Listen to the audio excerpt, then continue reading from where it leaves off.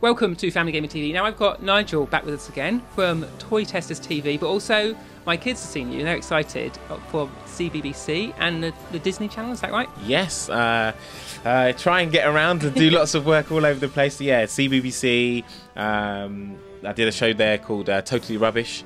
Oh yeah, they love that, yeah. That show, yeah, they're still repeating that one now.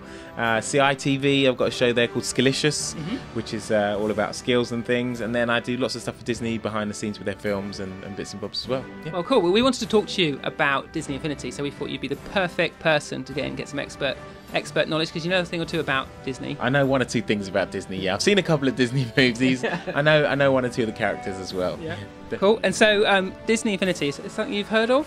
Yes, It is something I've heard of. This is a game platform, on all the consoles, where you can have these figures and they go into the game. Is that correct? Yeah, that's right. So like Skylanders, you have a character here. This is Bob Parr, is that right? It is Bob Parr, Mr. Incredible. Mr. Incredible to us. It means that you take that character, you put it on what they call the Infinity base that plugs into your console. And as viewers will know, if they watch the channel, then that character appears in the game, and the things you do in the game are also then saved back to him and go off with him, and so that it's instantly upgraded. So you don't have to click save, it just happens automatically. I've got a quick question for you.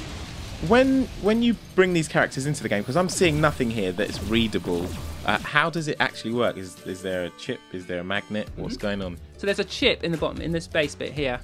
There's a chip which uses a technology called near field communication that reads that chip but can also write to it as well, so it's two ways, and that's the key thing. Previously you had things which could trigger or unlock items in a game, but now you've got this two-way communication, so it unlocks it in the game, but then it records your progress in the game, so this becomes your guy, and the choices you make about upgrading him become it's your figure. So then your character becomes more personal to you and the way you've played the game. Yeah, exactly. Nice, I like it. So Disney Infinity 1.0, or just Disney Infinity as it was called, came with a bunch of adventures, and those worked through the different Disney franchises that were included. So we had Wreck-It Ralph, Toy Story, got Jessie there. Jessie from Toy Story. Toy Story 2. Monsters University it was, with Mike Wazowski. Frozen last year did amazing things for Disney. I mean, this film surpassed all expectations and went huge. It went massive.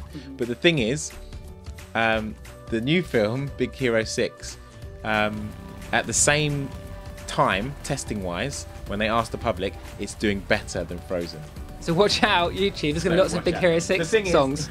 The thing is, it's not a musical, so I don't think it's going to have that same ability for people to watch it again and again and again, because people learnt the songs from Frozen and they wanted to hear them again, they wanted to see them again. Big Hero 6 hasn't got that going for it. It's just straight up action and comedy and an endearingness that you get for the characters in the film. So watch out for that film coming out next year. It's going to be amazing. Yes, it's out in the States now. It's not now. It doesn't come out in the UK till end of January.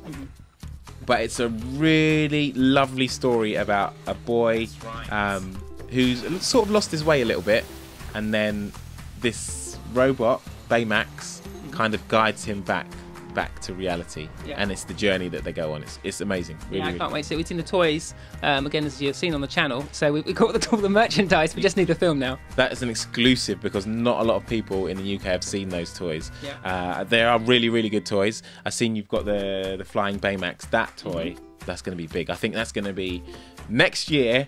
Everyone is going to want a Baymax. Put it that way. So if you've got the opportunity to get one now, go and get one now. So, as a sort of Disney knowledgeable person, a Disney fan, how do you sort of think that Disney Infinity fits into the world of Disney, and does it do a good job? For me, I'm amazed by it, because there are so many characters that Disney have from the last 70 years or whatever. From you take all the way back to like things like Snow White and Sleeping Beauty, all the way through to something like the Big Hero 6 now. The amount of characters that they've got is incredible, and for them to have access to all of those characters, or so many of those characters in game form, for you, it's phenomenal. So this year we come on to Disney Infinity 2.0, which largely has a focus on Marvel, but also upgrades a lot of the sort of functions of the game. But so first of all, Marvel's a big deal, I guess. Marvel's a massive deal, a huge deal. I don't know if you know, or loads of the viewers will have seen. I mean, they announced their next 7 to 10 movies, and everyone is totally excited about them because the first set of movies have done so well. I mean, the trailer for Age of Ultron came out last month or whatever it was. In the first 2 days, it got something like 25 million hits. Whoa, that's crazy. Within 2 days. So that just shows you what people want. People are really wanting this stuff. So for them to bring out a game, Disney Infinity 2.0, isn't it, that's got these new characters in, it's going to be immense. It's going to be massively immense. There's one of my favourites right there, Iron Man. Then we got Thor. Looking forward to seeing these characters in the game. Yeah, so good. We'll be playing some.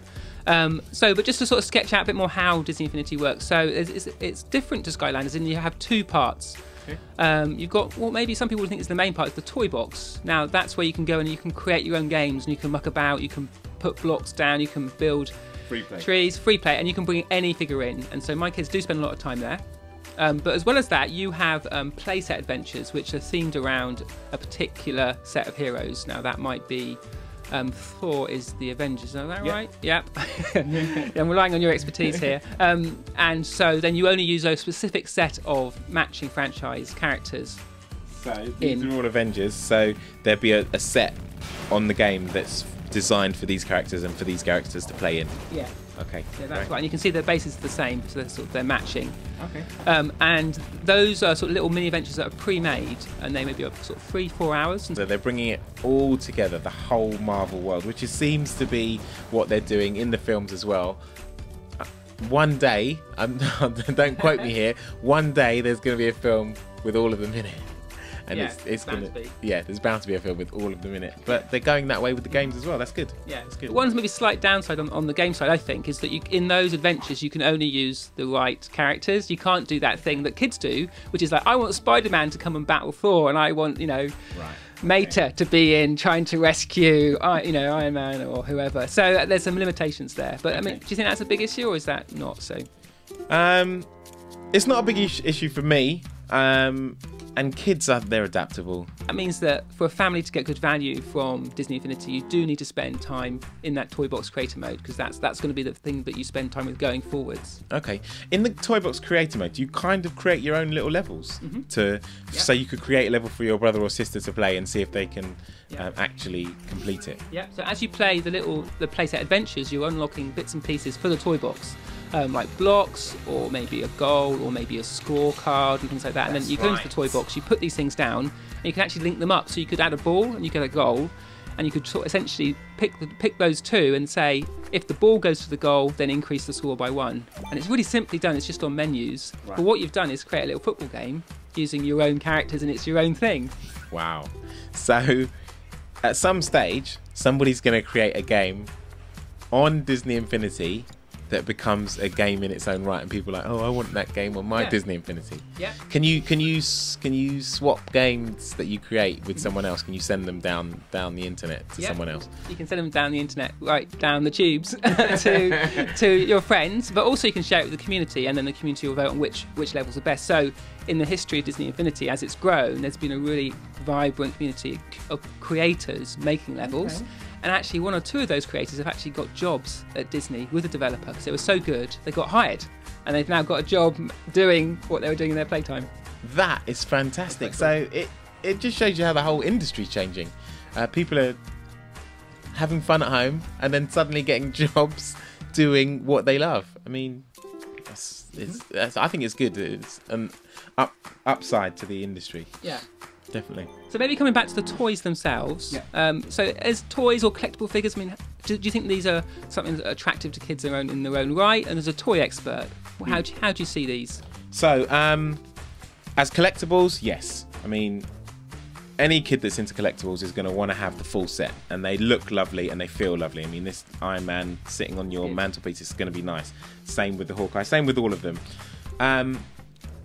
Where they lack a little bit, but they're not trying to do that, is to be actually able to play with them.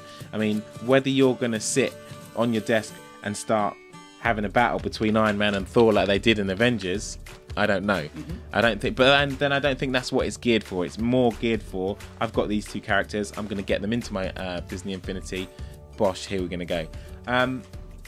What I am interested to see is how you can change these characters and make them more personal and more your own. So say you've been playing with Thor for 3-4 weeks and you've leveled him up and whatever's going to happen in the game, to then take him round to your friend's house and play in one of the sets. Your friend is Iron Man, you're Thor, and to see how that works, because that's where I think the real playability will be. To be able to level up your toy and then take your toy to your friend's house. That's where it's going to change. Yeah, well, I think you're obviously thinking along the right lines already, because that's exactly what Disney Interactive did with 2.0.